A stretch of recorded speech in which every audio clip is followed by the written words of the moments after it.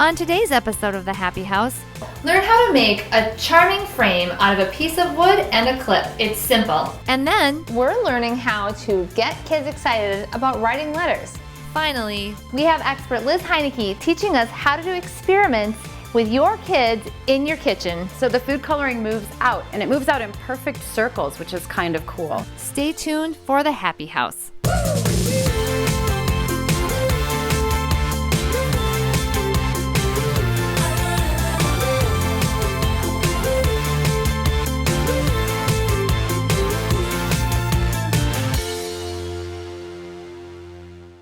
I'm with Amanda, one of my very favorite people, at one of my very favorite places, Mama's Happy.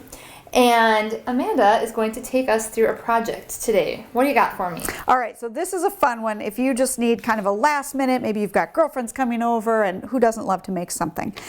This is a super simple idea. So we just call this our block frame, and it could hold a photo, it could hold your favorite quote. I love this. It is so cute. And it's simple and clean, but really attractive. Yes, and you can do it to match your own decor for that room. So you could use, as you see here, we've done these with 2x4s, and you can also do them with thin pieces of wood. So if you've got stuff laying around, use that. Okay. There's no need to go out and buy a new piece of wood for this project. I'm wondering if even like my local hardware store or one of the big box hardware stores would have scraps like this laying around. Have you ever found that? Yes, and actually sometimes if the board itself has a flaw, that's one that they'll get rid of. Well, you don't care because you would either just cut the flaw off or paint right over it. Okay. Okay, so once you've cut it, then you're going to want to do a little bit of sanding just to get all the splintery ends off, okay? And for that, whenever you're sanding something that is just, you want a rough sand, you're not trying to get a smooth, perfectly smooth finish, you're going to want to use 80 to 100 grit sandpaper. Okay. Okay, so just give those a little scuff just so you don't get a splinter.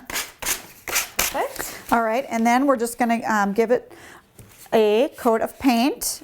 And you know, my go-to product is Annie Sloan chalk paint. It's so easy to use, sticks to everything. I love the way this chalk paint goes on. It's such an easy application and it's just a great finish every time. The colors are beautiful. Her color palette is wonderful. They really are all based on 18th century European color. So no matter what color you pick out of her line, it is just beautiful. And I love that I don't have to prime. No I'm priming. I'm kind of a lazy painter. Yeah, well, anytime you have to prime or sand or prepare the piece, to me the fun is gone. The fun is going to this step right away. Yes. Okay, so Okay. I paint my whole board. You paint your board. All right, so let's, voila, it's dry.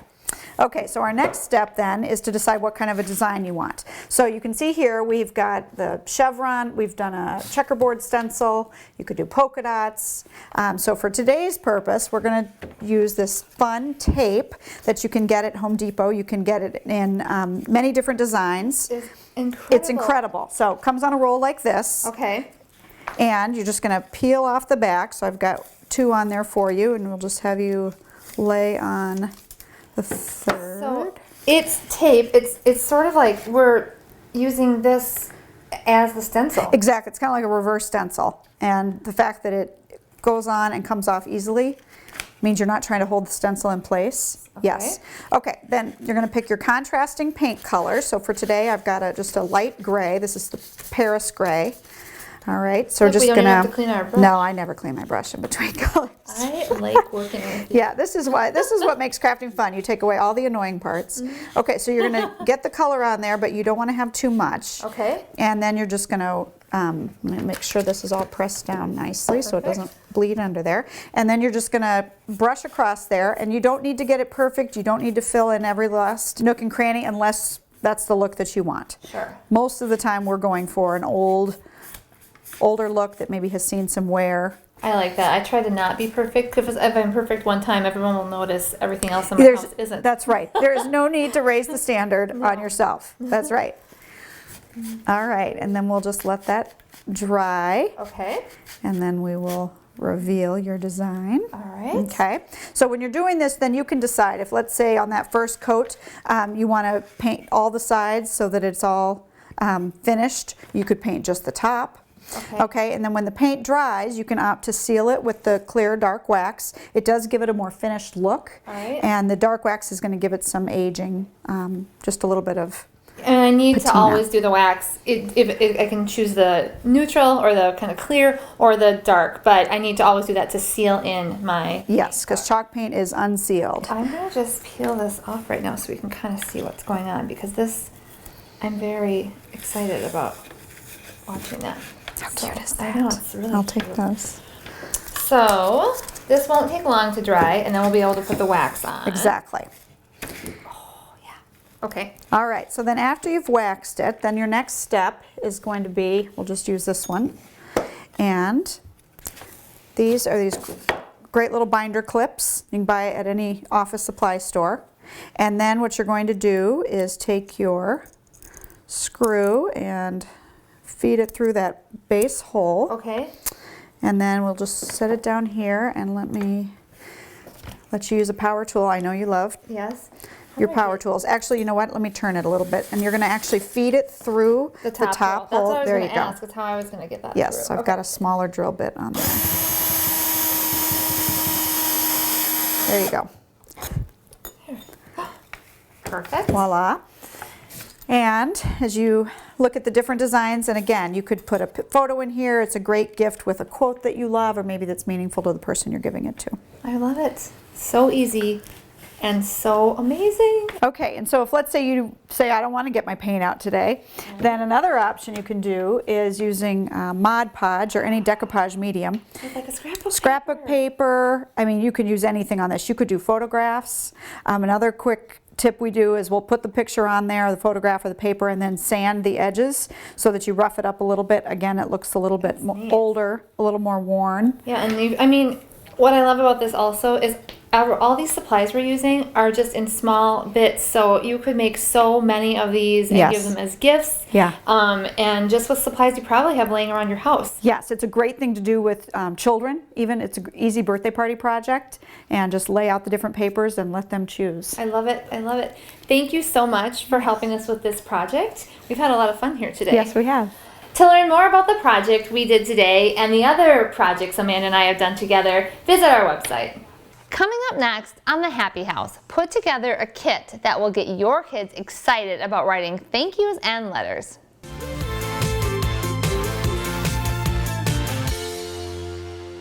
I'm here with Chandler and our friend Peggy, and she is going to talk to us today about building a letter kit, basically, which I think is really important for thank you notes and all kinds of correspondence. It always seems like after Christmas, Chandler, I'm like, it's thank you note time. And so we want to keep it fun, and Peggy's got some great ideas for us. You ready? Okay. All right. I'm also the mean mom. Your mom is not the only mean mom who makes you write thank you notes. Wait, but what's a letter kit? Great question. So I have my kids, they each have their own little letter writing kit, and I make them write thank you notes and other things. But what I do is I find things around the house, like this cute little thing, and look at this old little vintage Love that one. box. And I have a couple other things down there, Happy. And hey, Chandler, would you like to make your own little correspondence kit, your little letter writing kit? How about that? Okay, which one would you like? So there's this blue caddy, this red caddy, and then a couple of the little boxes. Chandler, which one do you want? I want this box. Okay. Good choice. So we need something to write on. And over here, Happy, I have some note cards. Chandler, do you want to pick some note cards? Something that invites the kids to like it. Like, what do they like? Do they like sports? Do they like a certain color? Pick out some note cards that are appealing to the child. So you got that. You got bicycles. He picked the bicycles. All right. What I love about this is a lot of times in today's world, our kids don't write that much. I mean, it's so much computer, iPad even, and typing on the, even Chandler doesn't have a phone yet, but just the typing in general. I mean, so I think it's really important for their fine motor to practice writing these things. And I also think if Grandma got a thank you note from you or a letter from you in the mail, what do you think she'd think about that? She would love it if something was written by hand by you. Don't you think Grandma would like that? Yes. And maybe you would even do Like a picture on there? Maybe. Hey, I heard you like coloring. Maybe you can color on your thank you notes. A lot of kids like to doodle. Okay. That would be fun. So we've got a note card. Chandler, are there any other note cards? Now, these are nice because they actually already say thank you on them. That's a Do you want to start. put that cat? Start. I want that. You want that one in your kit? Okay. So Chandler's loading up his kit with a variety of different. I like this one for you, Chandler, because it's pink and black. If you want to send a thank you note to a girl. They will die. Okay. They will love it. All right. So then what comes next? Stamps. You need some cool stamps. Chandler, I like to have a variety of stamps for whatever the holiday or the season. I'm guessing Chandler's gonna zero in on Batman. Batman. Like, look, it's actually a Batman stamp. And I love the circular one. I love stamps. Is that a in real odd stamp? shapes. It's a real stamp. It's a real stamp. Chandler, do you want those?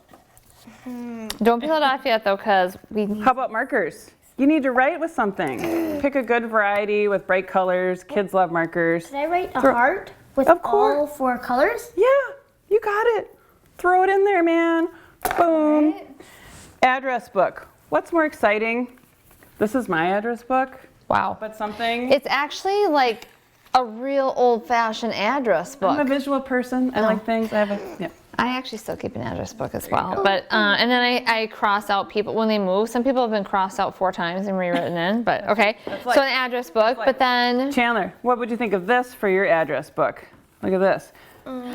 If you had your grandma on there and your cousins and your aunt and uncle. this is a That's really because it's my little girls. this is a really great tip. So what we've done here, or what Peggy has done, is put the name, first name, last name, and the address, and then a picture of the person so that the child knows exactly who they're writing to.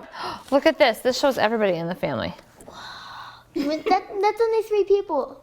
I know they have a small family. How many people do we have in our family? 6. Yeah. Okay. All right. So we're gonna put this Throw address that in book there. in there. Throw that in. Pretend it's yours and not my little girl's. Okay. Address labels. You can write your address on the back, or you can, order up some cute. And these aren't the cutest. Have but they are, address labels made. I remember actually as a small child, I was probably like 8, but like your age, Jan. But I remember getting a big tablet of labels that we would lick and stick with my name and address on there, and it was so special to me. So this is really fun, and I think actually personalizing it for your kids is a really great idea. Yeah. All right, so that goes in there. As a recap, we chose a fun case, something we found from around our house, and we filled it with everything kids need for letter writing. We included some return address labels, and my favorite part, this little address book with different pictures and addresses of family members so that kids would be able to identify who they were. We've included a variety of pens and markers to make colorful letters, right, Chandler? Yeah. Doodles. And doodles. Pictures. And we've included some fun stamps. These happen to be Batman, but that is actually half the battle. A lot of times you might run out of stamps to mail something. So having these on hand for the kids is going to make it instant gratification. Write your letter, put a stamp, send it off. Right, Peggy? I mean, That's right.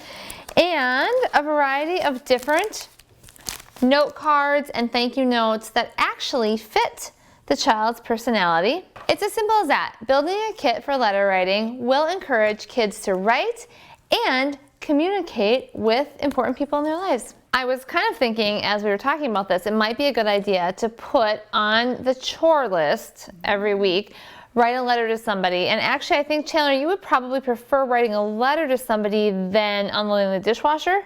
Yeah. Yeah, so I'm thinking that would be a great idea. First of all, whoever receives it is going to be so happy. If I got a letter in the mail from you, I would actually love it. Can you mail me a letter sometime?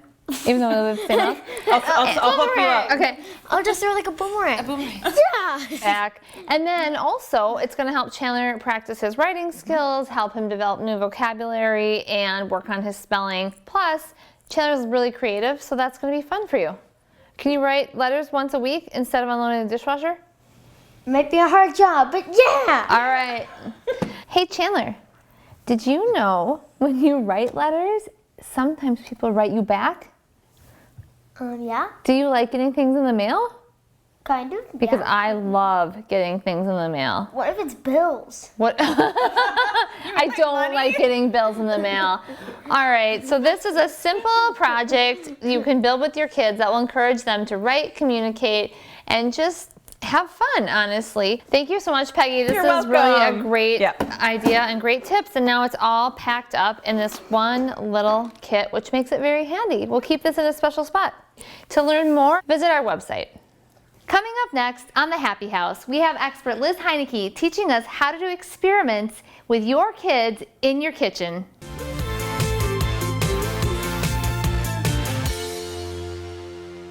Hey, you two, what time is it? It's kitchen science time! All right, we're here with Liz again, and she is going to show us another experiment with things we have right in our own kitchen that we can do with our kids. That's right. This is a fun one. It's homemade window clings. I love it. And my kids actually helped me come up with this experiment because I wanted to do a diffusion experiment, but my daughter had the great idea to cut them out with cookie cutters and stick them on windows. So all you need is plain gelatin and food coloring and water, really. So it's super easy. You just add, so you need 6 packets of this. So you need to buy 2 of these at the grocery store. 6 packets of this in 4 cups of water. This requires adult supervision, right? So you boil it and you dissolve the gelatin. When it's cool, let the kids pour it, when it's pretty cool, into 2 big containers like this. Perfect. Now, one thing that I didn't do today, but you can actually let them study how things float. They can put glitter on part of one of them, which is really fun.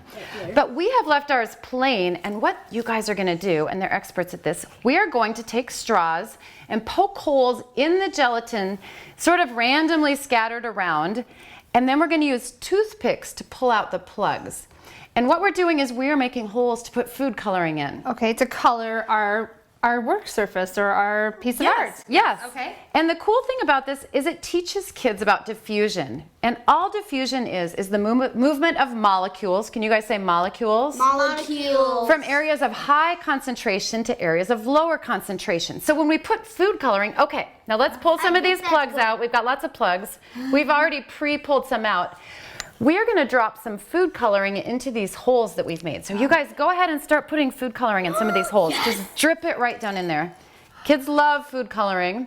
Try to do it back here on the back half of it. I know. This is such a pretty experiment. It is. This reminds me of something I actually do with food or cake, which is I make something that I call poke cake. I make a cake and I take flavored gelatin and poke it into the white cake, and then when you cut it open, you have this like rainbow cake. And does the coloring kind of move out? It's the same concept of this. That's diffusion. So the food coloring is really concentrated in this one area, but there's no food coloring in the gelatin around it. So the food coloring moves out, and it moves out in perfect circles, which is kind of cool. That's amazing. Another variation kids can do is to put one pan in a warm room and put the other pan in the fridge, and they can see that molecules move more slowly at colder temperatures.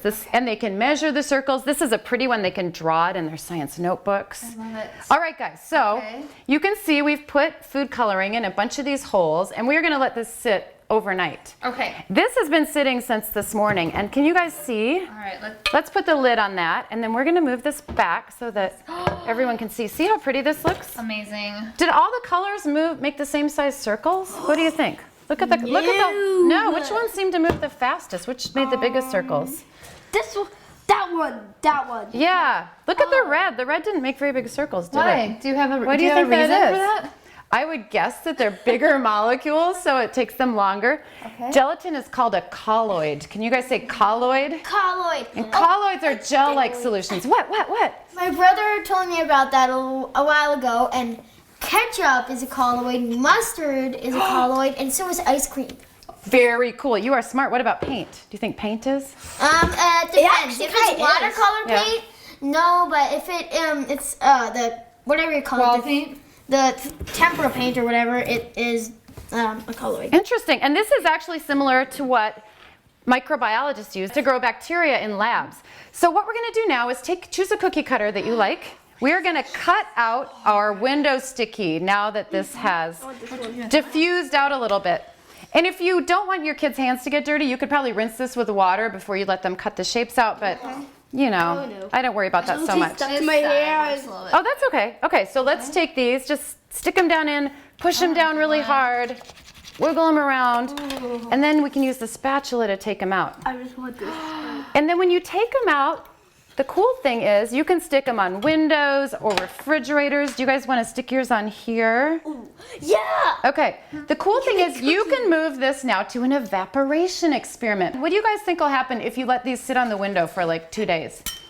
It'll evaporate. Will they dry out? Yeah, they dry out. Exactly. The water evaporates, they dry out, they get really thin, and they peel off the window, and they kind of look like shrinky dinks. They're cool. So they'll just fall off? Yeah. And then what do you think happens if you put them back in water? Do you think they get thick again if you put them in water? Would they absorb the water maybe and get thick again? Oh, they're focused on their, they're totally focused on their project. What do you think? I think yes. Yeah, you have to try it. I will try it. This is such an amazing experiment, and you can do this. I love the experiment, but also the fun factor, which is do it for holidays and make different. Yeah. And it's so great to do science at home with kids because they don't have any time constraints. They're not being graded. They can be really creative. They can say, well, what if I try this? And as long as it's safe, say, yeah, sure, try it. We are going to do another fun experiment from your book. Yes, and all you need for this one are Ziploc bags, water, food coloring, and some sort of sharp barbecue skewer. So this requires adult supervision, right, guys? Okay, so each of you pick up a bag and pick up a skewer. Now, can you guys say polymer? Polymer. Plastic is a polymer. Can you say molecule? Molecule. Molecules. Molecules make up polymers. Polymers are just long chains of molecules like beads on a necklace. I see that. Yeah, so what we're gonna do, the polymer in plastic is really stretchy and it's good at forming seals. These are called magic bags. You're gonna take your skewer, poke it in one side of your bag and out the other, and it is not gonna leak very much because plastic is a polymer that's a very good sealant. Take more, stab a bunch through. Yeah, I just want to do this all day. How cool is that? Poke me. Yeah, that's why it needs parental supervision. Here, there are some skewers on that side too. Isn't this fun? It's amazing, and it's maybe a little therapeutic even. Oh yeah. Not that moms need therapy or anything. Thank you, Liz, so much. Did you guys have fun with this today? Yeah, but it was very short. All right, come back and see us again. I will, thanks. All right. To learn more about the experiment we did today and Liz's book and where you can find her book, visit our website. Physics, biology, chemistry, yeah, physics, biology, chemistry, yeah. Now you're gonna say, let's do some science now, yeah. Can you do that? Come on. That's so funny. Kitchen pantry science, yeah. And now you yell, yeah. That's right. Okay, I need you to sing louder. Like when I say physics, you go physics. You can just yell it. You don't even have to sing it. That's so funny. Are you ready? I make all the kids I do science with do this first because it teaches them the 3 main kinds of science. Okay, ready? Biology, geometry, and